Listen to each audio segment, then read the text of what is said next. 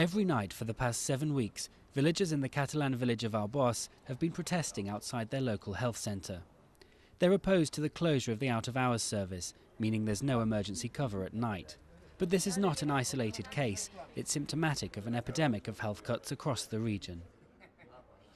Es bastante complicado porque el que tiene medio de locomoción. It's difficult. Those who have a means of transport are fine, but those who haven't have to somehow travel 14 kilometres.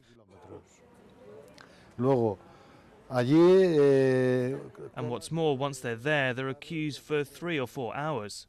4 horas. Once the economic powerhouse of Spain, Catalonia today has also fallen victim to the global economic climate. To reduce its debt and cut its deficit, the local government has reduced its health spending by 10%. Emergency departments are closing, the number of beds falling, and the cuts are taking their toll. There's a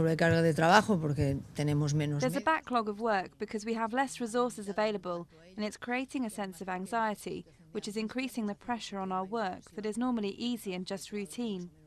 Today, everyone is worried and asks if their tests or appointments will happen on time.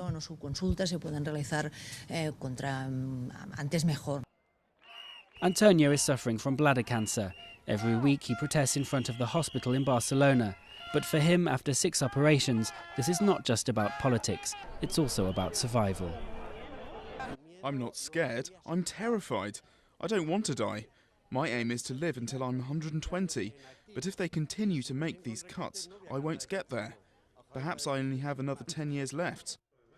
And Catalonia is not alone. Health service cuts are spreading like a contagion across Spain. And with all parties promising even more belt-tightening after November's elections, the prognosis for the Spanish health service is bleak.